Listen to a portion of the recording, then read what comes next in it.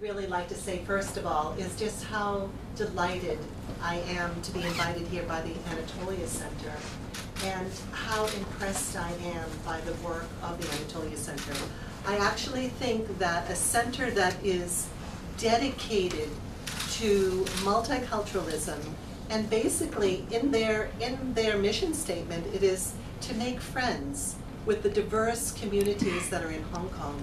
It is really such a praiseworthy activity that you dedicate this center for bringing people from all walks of life to come together, and in the spirit of unity and in friendship that you do this. And second of all, I know that this center is very much geared towards promoting Turkish culture, Turkish history.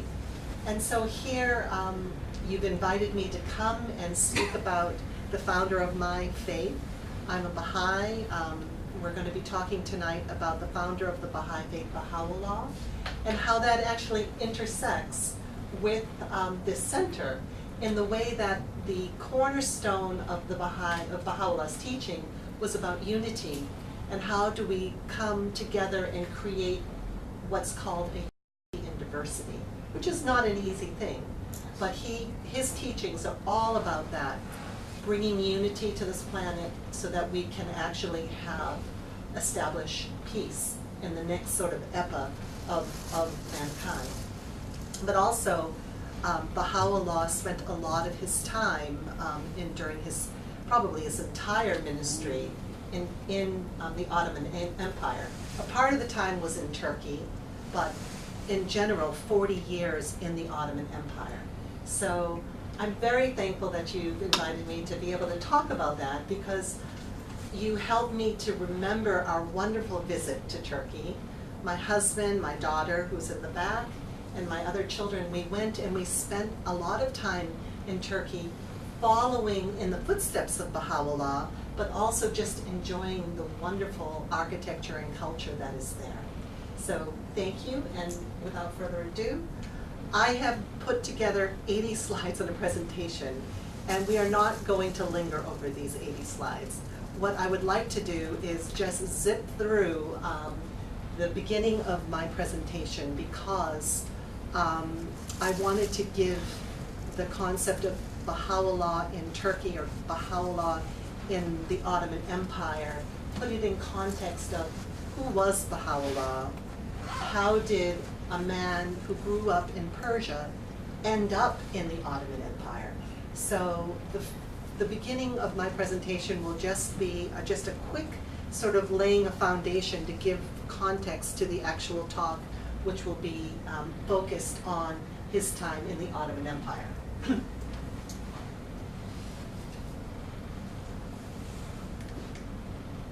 Now I understand that I might have to focus. So who was Baha'u'llah? Primarily for Baha'is, Baha'u'llah is the founder of an independent world religion called the Baha'i faith. Now, he took the title Baha'u'llah, which actually in Arabic means the glory of God.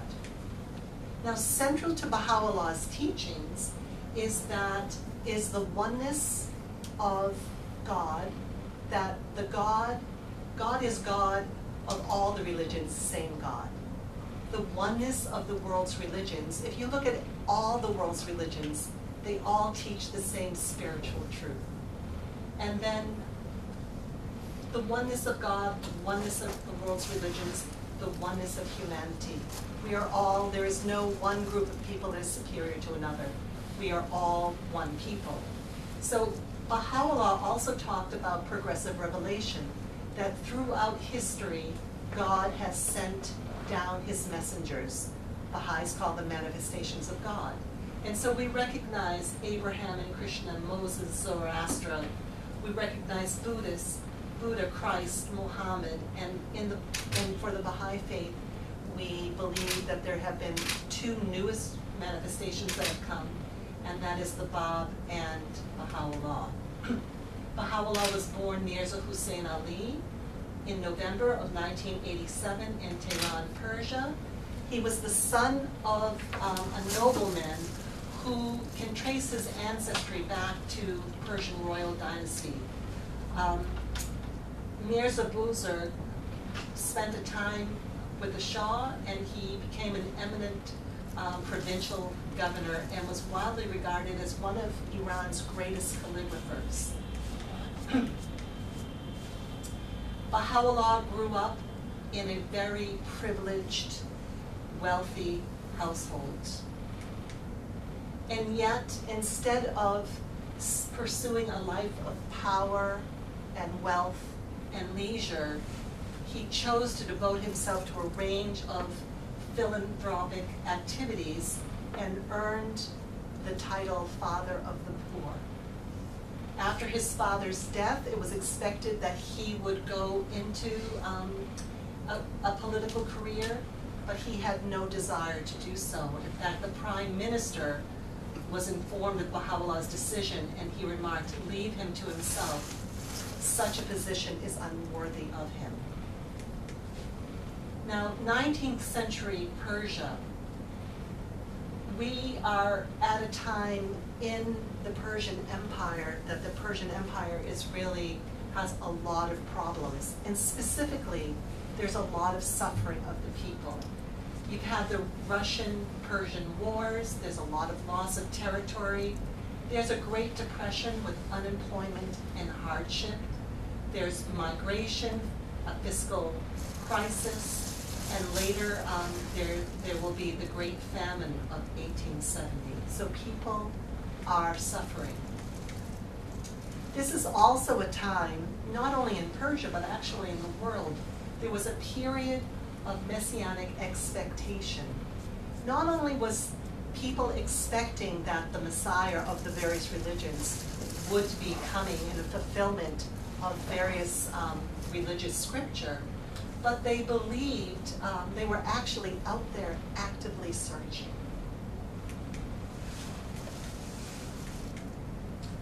This leads me to the fact that in 1844, there was a young Persian merchant who declared himself to be the person, the one that all the people were waiting for. He took the name the Bab, and while he had his own amazing teachings, he said that it was not just he that has come, but he came to prepare the way for one that he said was greater than him. The term he used, he whom God would make manifest, that there was someone else that was coming. And in a Christian context, he was like a John the Baptist, preparing the people to accept Christ. Now, the Bab's message called for spiritual and moral reform.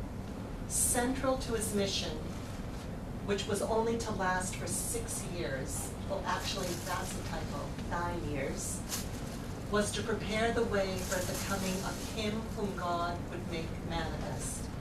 His life is one of the most magnificent examples of courage, which it has been the privilege of mankind to behold. That was a quote that was printed in a French newspaper. Several sources agree that by 1848 or 1850, there were 100,000 followers of the Bab. Now, if you really think about this, in 5 years, 1844, someone comes and he says that he has been ordained by God with a revelation. Something happened that his message spread like wildfire, and within 5 short years, there was 100,000 followers in Persia. Now, how do you think that the government responded to that? They were threatened. This is the Shah of Persia at the time. This is the Prime Minister of Persia under the Shah. He was responsible for issuing a verdict, an edict, that every male Babi, as the followers of the Bab were known, were to be put to death. And he called for the execution of the Bab himself. The Bab was put to death by firing squad. 10,000 people witnessed this execution in 1850.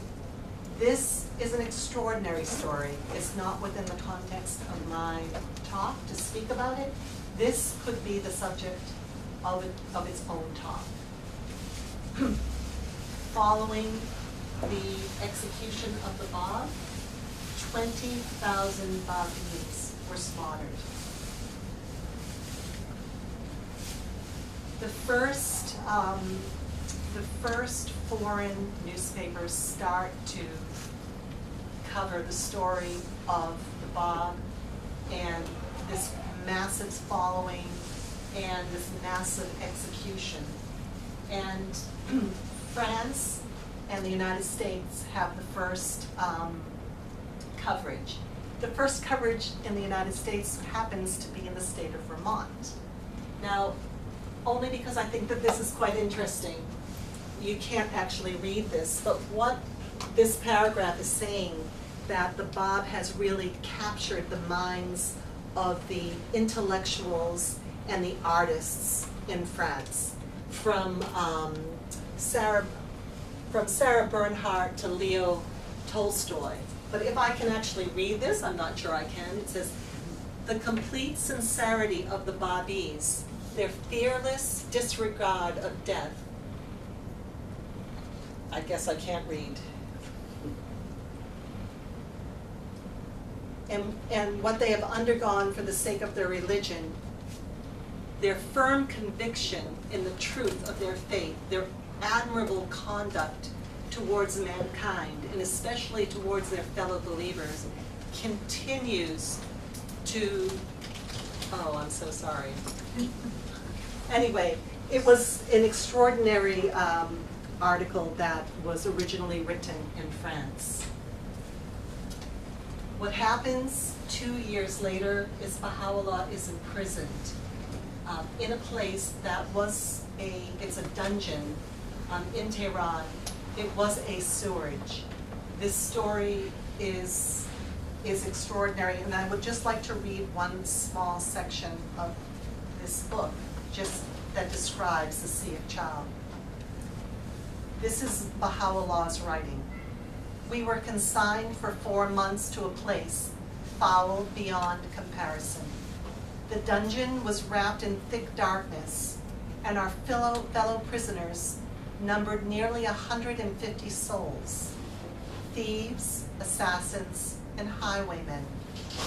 Though crowded, it had no other outlet than the passage by which we entered.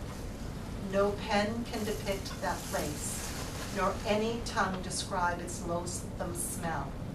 Most of these men had neither clothes nor bedding to lie on. God alone knows what befell us in that most foul-smelling and gloomy place. Something very, very extraordinary happens here. While Baha'u'llah is in the Sea of Child, he has a series of mystical experiences. He does describe them in his writings, but he says that the Spirit of God basically anointed him, and he said that he was anointed with a message, and he came to understand that he was the one that the Baha had been teaching about, and not only that, but that he himself was the manifestation of God that had a new revelation for mankind. Oops. He writes to a king about this experience. O king, I was but a man like others, when lo, the breezes of the all-glorious were wafted over me, and taught me the knowledge of all that hath been. This thing is not from me, but from one who is almighty and all-knowing. And he bade me lift up my voice between heaven and earth. And for this there befell me what hath caused the tears of every man of understanding to flow. Now Baha'u'llah was supposed to be put to death. But you have to remember that he came from a very influential, wealthy family. In fact, his father, it was said, was one of the influences that got the Shah to be in the position that he was. And so the Shah was not in a position to actually put his, one of his minister's son to death. Besides, he was innocent. Now, it took a friend of his, the ambassador to France, was actually the ambassador to Russia, that came and helped to get him out of prison. He was condemned to life in prison. And luckily, after 4 months, they were able to get his freedom, but they told him he must leave. They said he could leave anywhere. The French ambassador said, come and let our government protect you. And he said no. There were political issues in that area with Russia, and he did not want to be perceived that the Baha'i faith had anything to do with politics. So he chooses for his first banishment, to go to Ottoman Iraq, Baghdad. What I'd like to mention is that all of this dark area that you see here, that is all the Ottoman Empire. It was an extraordinarily huge empire. Northern Africa. It had parts Western Europe, Middle East, huge empire. So here we have Iran and Tehran. And so if you just follow Baha'u'llah's banishment, so we have Iraq, Turkey, then known by its, these are more Western terms, Constantinople, Adrianople, which is Istanbul and Edirne, and then down into what was then Ottoman Syria, which is now Israel, Haifa and Akka.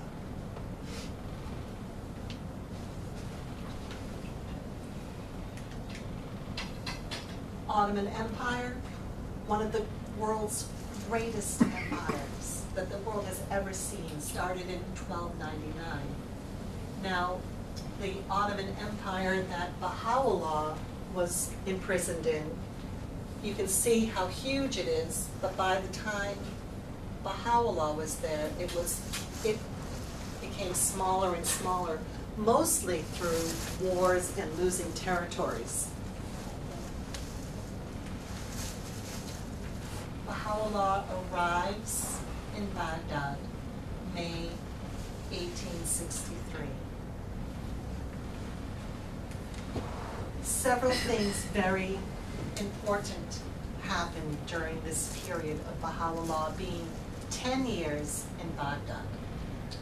The first is a story that I didn't know much about, and I spent a lot of time researching. And it really, really moved me deeply. He decides one morning, he gets up, doesn't tell his wife, his family, any of his followers, and he just disappears. And he decides to leave and go into the wilderness, and he has a 2-year wilderness experience. He only takes one set of clothes and this alms bowl, and dresses himself as a dervish, and basically lives in a cave. And there were times that he also took refuge in a small, very rustic stone house that was used by migrant farmers.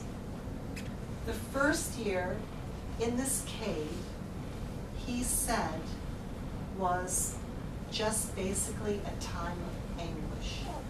He said he cried, he wept, he prayed, he wandered in the wilderness.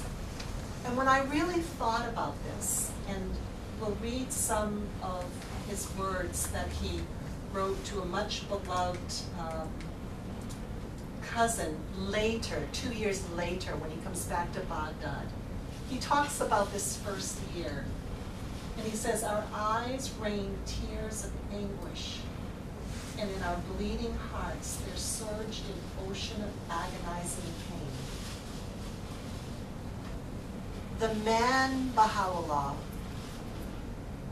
that was known and loved was a man that was known for his deep, deep concern for others, for his loving kindness, for his patience, for his dignity.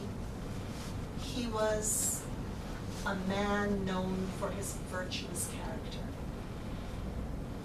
As we said before, he grew up with wealth and with a princely upbringing. And in one short year,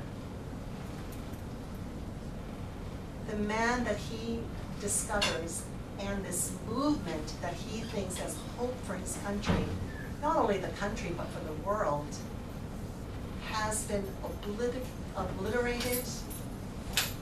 The man he so idolized and adored and really was a leader to has been killed in a firing squad.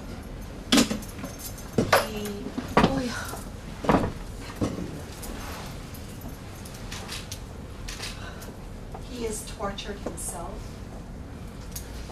He is thrown into the worst dungeon known to mankind. He has lost every possession that he has ever owned. His family was very wealthy. They didn't own 1 or 2 houses. They owned villages. Everything was ransacked.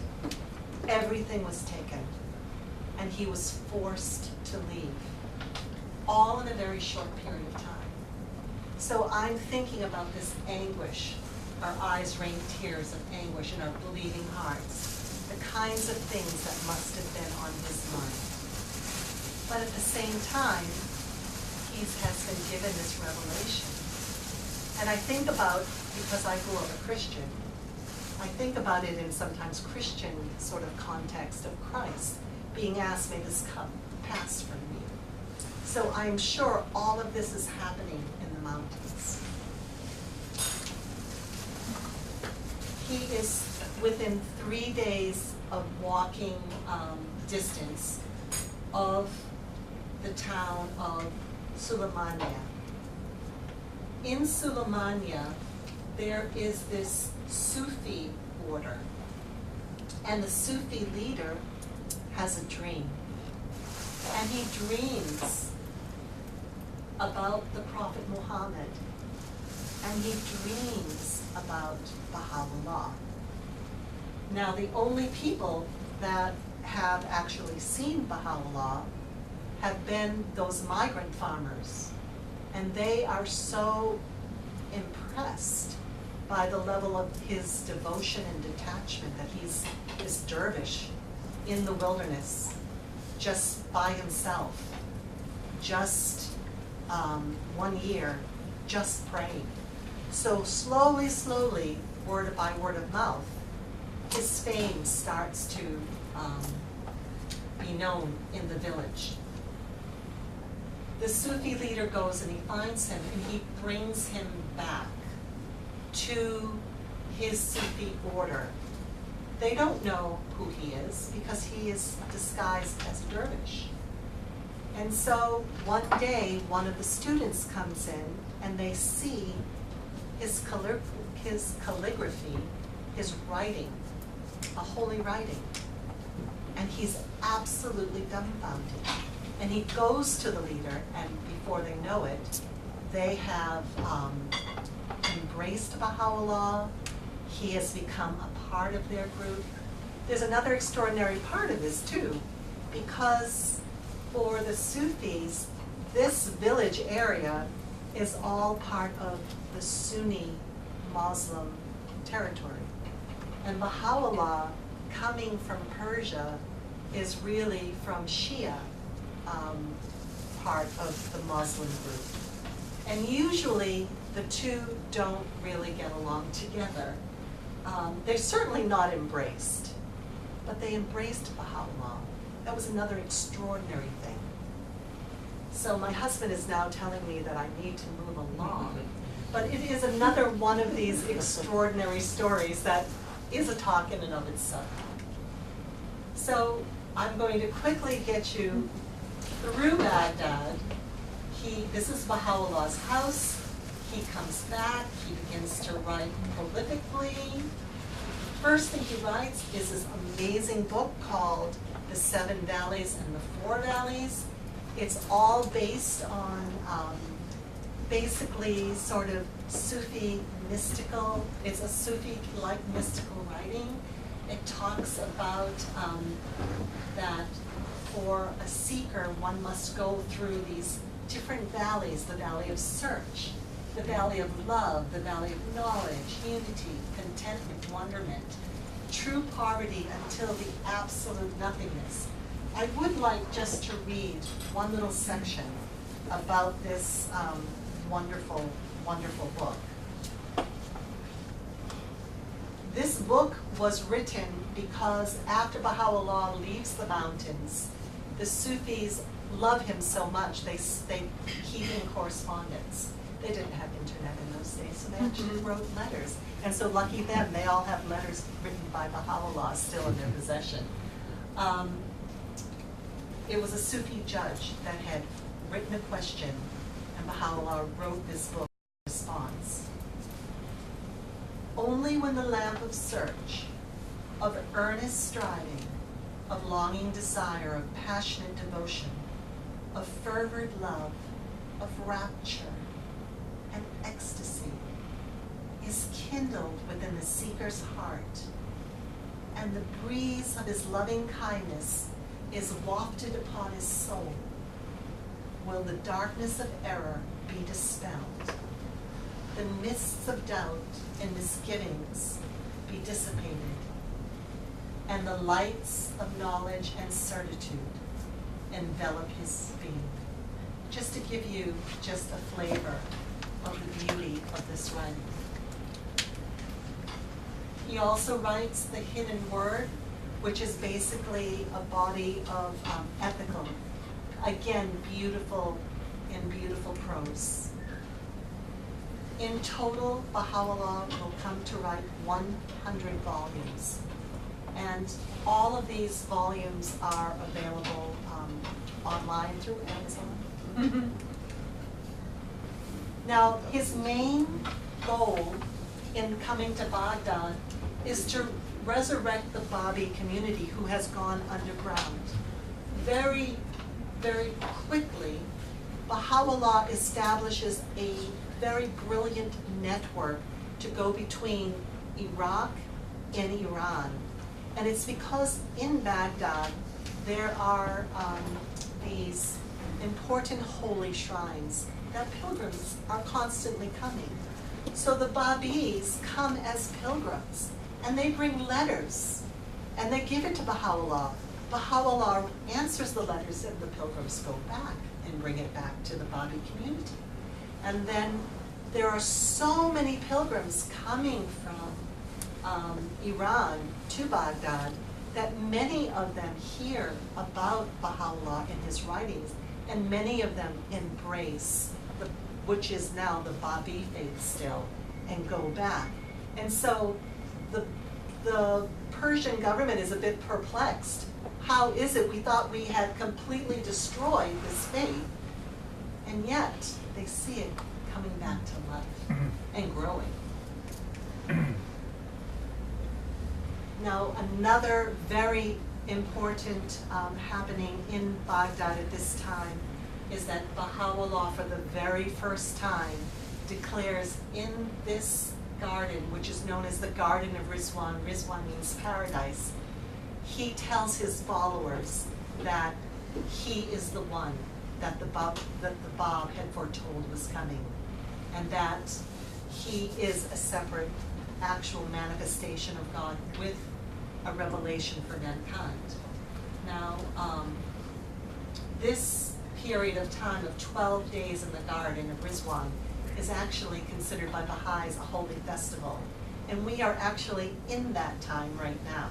So it's sort of special for me to be able to be talking about this when this is that period of time until May 1st, is the Baha'i Festival of Rizwan. Now, there is a second banishment. Baha'u'llah is there for 10 years, and the Persian ambassador does not like what he sees.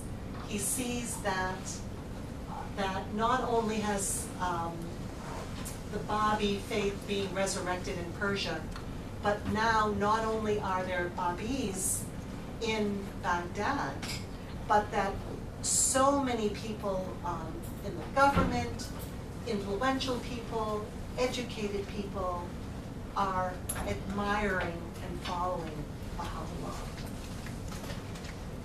When he was told that he and his whole party must leave, the governor of Baghdad came to him and he issued an edict. He gave it to the head officer and said, please take this with you and show it to everybody in every land that you pass by. And you tell him that this is a man, a saint, a holy man, and that you must entertain him with great respect.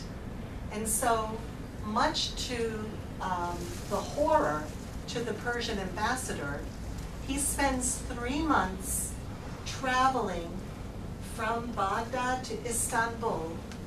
Every day they go to a different village.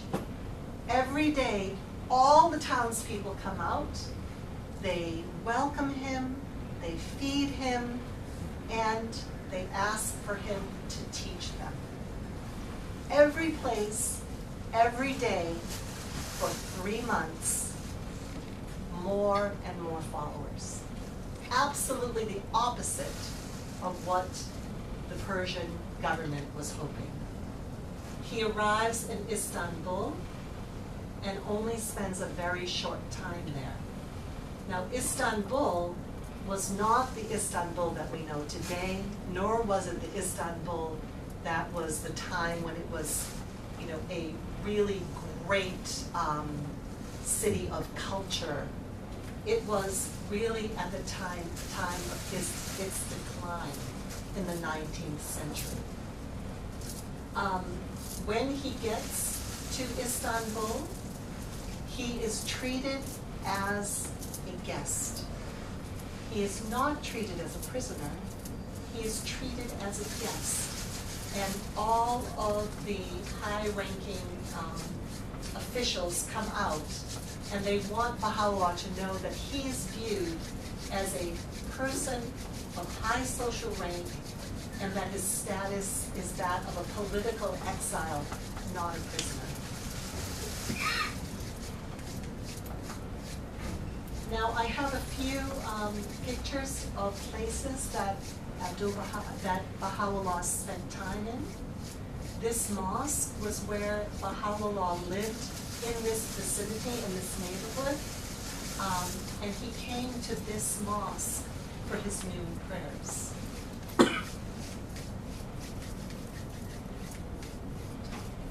This mosque is the largest mosque complex in Istanbul, and it's also known that Baha'u'llah came here to pray. Do you know this mosque? Of course. We had the opportunity to visit these mosques as well when we went to Turkey. Now, they say that Baha'u'llah really didn't do much when he was in Istanbul, other than go to the mosque and to go to the Turkish baths, but he did entertain a lot of people in his home. And so he has a lot of, even royal princes are coming and visiting him at this time.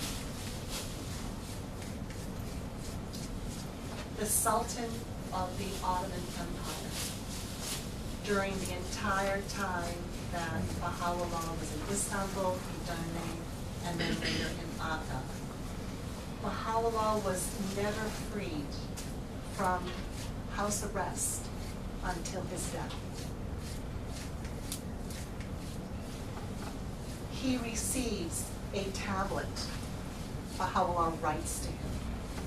And he warns him against corruption. And he tells him he should surround himself with just ministers, with whom he consults about the good of the people. He should pay special attention to the needs of the poor and prevent his ministers from enriching themselves at the expense of the people. For in Istanbul, Baha'u'llah saw that worthless people ruled over honorable people. There was a lot of corruption at this time. These are two of the ministers under the Sultan. The ambassador, the Persian ambassador, says, oh no, exactly what happened in Baghdad is happening again in Istanbul. All the people are falling in love with him. They are admiring him. They are going to him and seeking his counsel. We've got to get him out of Istanbul. Istanbul is one of these crossroads where really it connects Europe with the Middle East. Too many people coming in and out. Too many people being exposed to Baha'u'llah and his message. Get him out. And the Ottoman rulers say, I don't know why. Ali Pasha, the chief minister, is recorded as saying, Baha'u'llah is a man of great distinction. He has exemplary conduct, great moderation, and a most dignified figure, and that his words are worthy of high esteem. So they resist. They resist the Persian government. But finally, they give in because the Persian ministers convince the Ottoman Empire that Baha'u'llah is a threat, not a spiritual threat, but a political threat. And so they decide to banish him once again.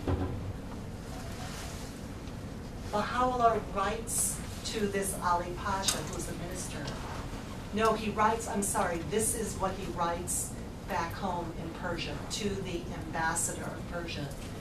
And he says, know this much, were all the governments on earth to unite and take my life, it would not quench the fires of this cause. And he is exiled to Edirne. I have a small passage of what I'd like to read about Edirne here. Edirne had, as you all know, been a capital. It's a beautiful city. This gentleman lives, born and raised in Edirne. It was really, I loved Istanbul, but I really loved Edirne because it had sort of, it just had such a wonderful feel to it. Very, very special place. It was known as sort of like a summer retreat to royalty. They built beautiful palaces there and many, many gorgeous mosques. In fact, I think the mosque that the most beautiful mosque that I've ever seen in my life is in Edirne, and I have a quick picture of that. But I want to just mention this passage about Edirne. Within a year of his arrival, they call it an April, that is the Christian sort of Byzantine name, Edirne.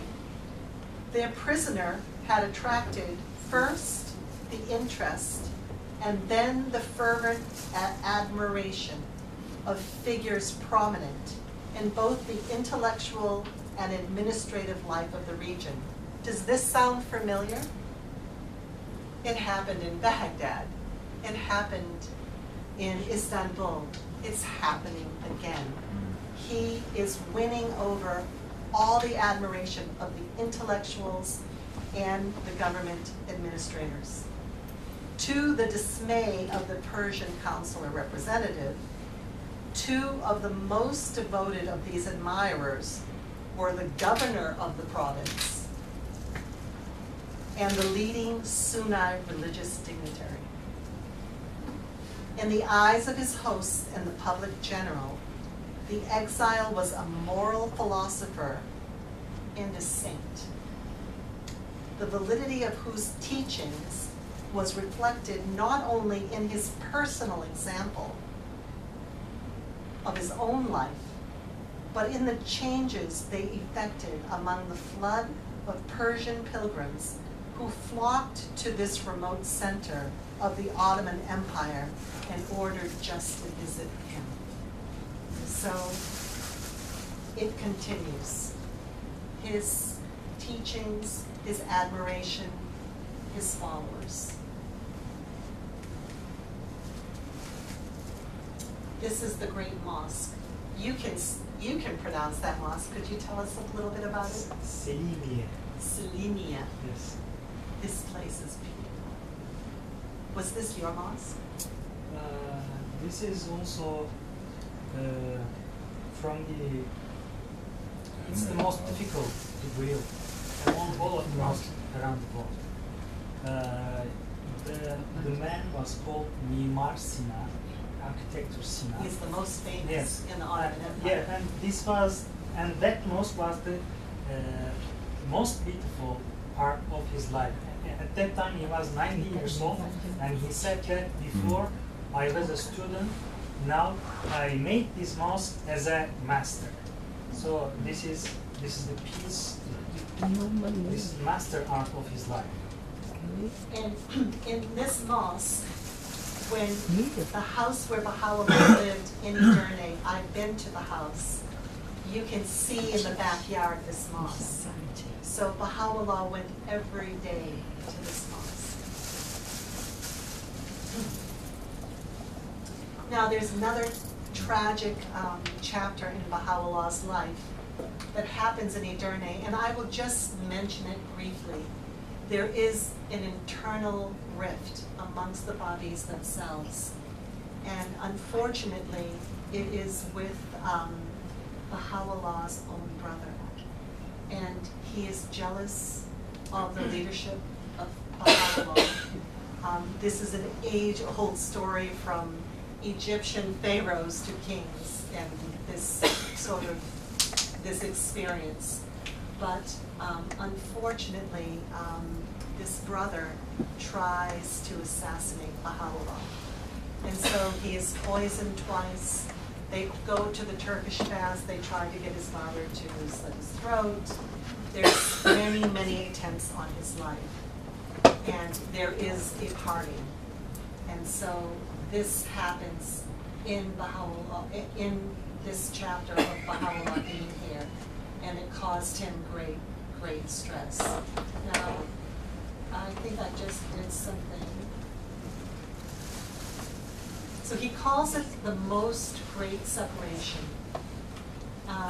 And he says it's a time of incalculable sorrow.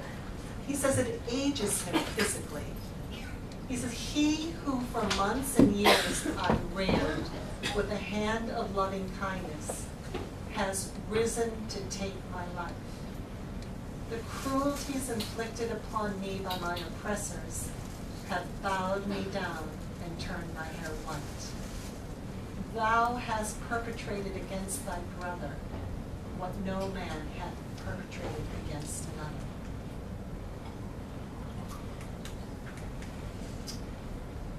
This is the time when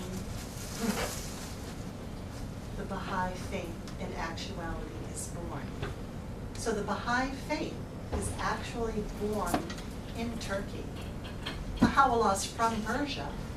The Babi faith begins in Persia, but it's only in Turkey that they recognize that the Baha'i faith, with Baha'u'llah as the central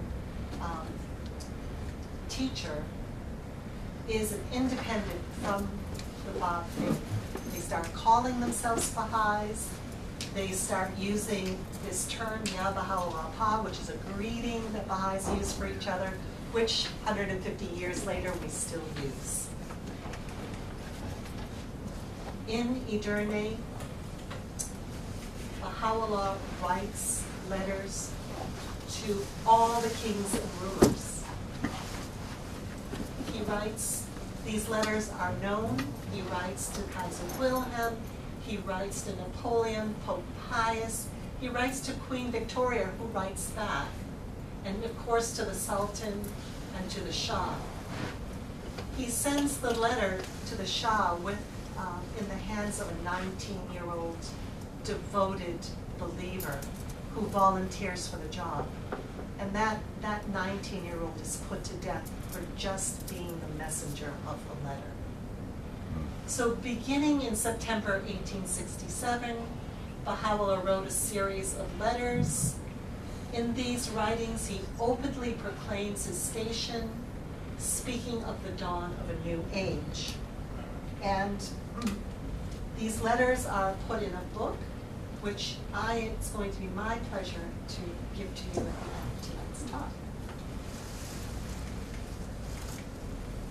Baha'u'llah not only claims his station and claims what is to come, he gives warning. He calls for, essentially, that all of the world's leaders should come together, uphold justice, and convene an assembly. This is the precursor of the League of Nations, which then becomes the United Nations. He is the first to ever suggest it. Tell the king that this territory will pass out of his hands. He's talking to the king of the Ottoman Empire, and his affairs will be thrown into confusion. The prophecy that Baha'u'llah tells the king passes exactly as he says 10 years later. What is the result of writing to all the rulers of the world? Get out of here. Goodbye. You're causing too much trouble. One morning, in his house in Edirne, Baha'u'llah wakes up. Soldiers have circled his house. He's speaking the truth. And they come and they arrest him. Before, he was an exile, then he was a guest, then he was a political prisoner. Now he is a prisoner. He is under arrest. And he is being sent to the absolute worst penal colony in the Ottoman Empire, probably in the world. There's talk that this colony is so polluted that if a bird were to fly over, it would drop dead. That is how bad it is. I have another just very quick writing about his entry into Akka.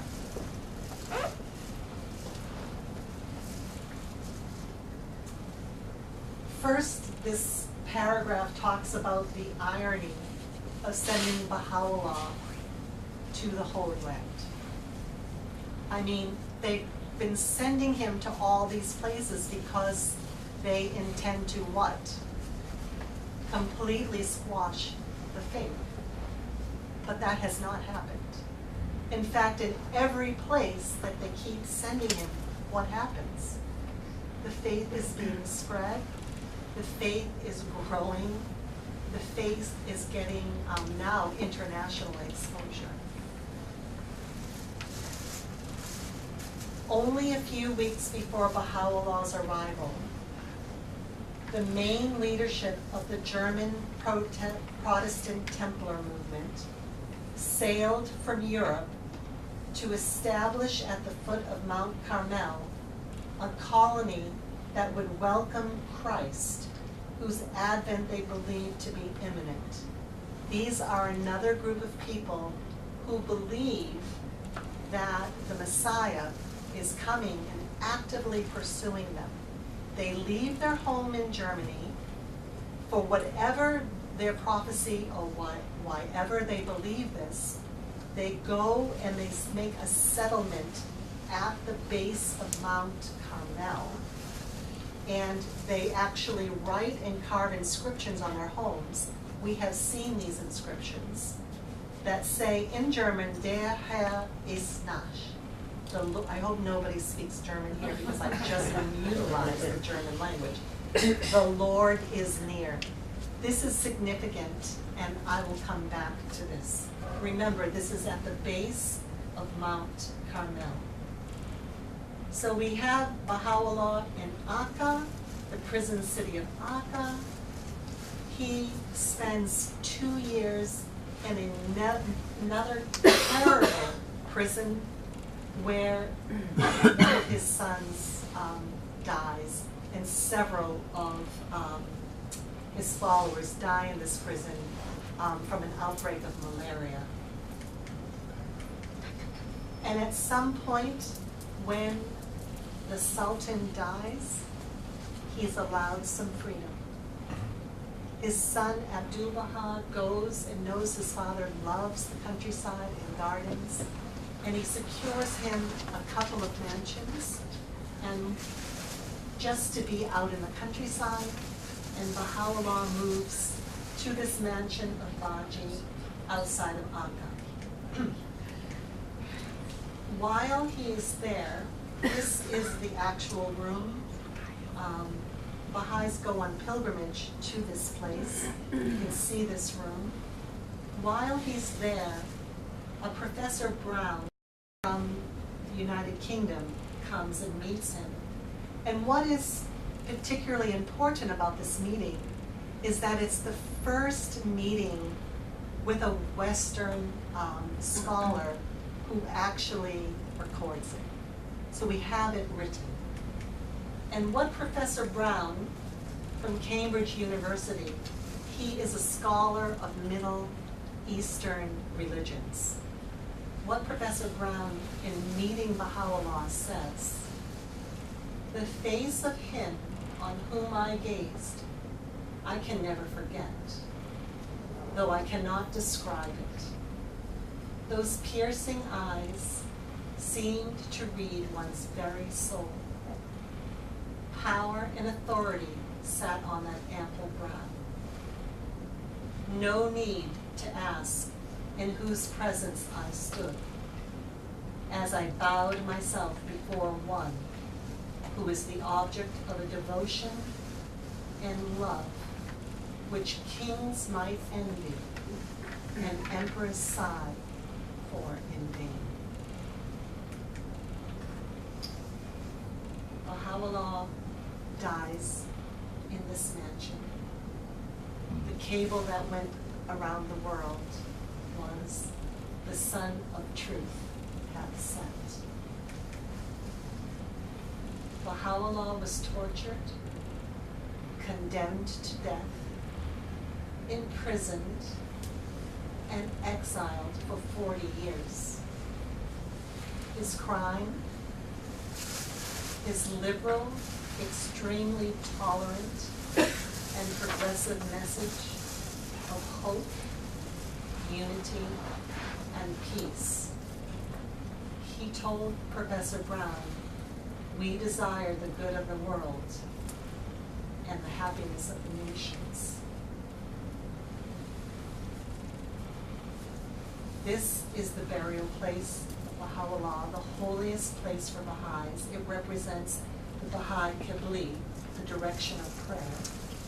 It contains the remains of Baha'u'llah, and it is next to the mansion where he died.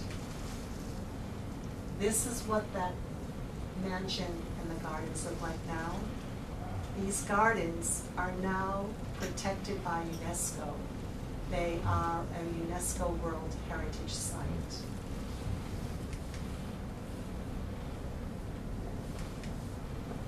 And remember that Persian merchant, that young man that was put to death?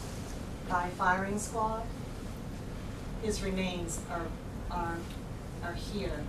And he is the center of the devotion, along with Baha'u'llah, of millions of people who come and not only make their pilgrimages to this place, but this is also a place that is open to the public. So many, many people. It's considered probably the #1 premier tourist spot in Haifa, Israel.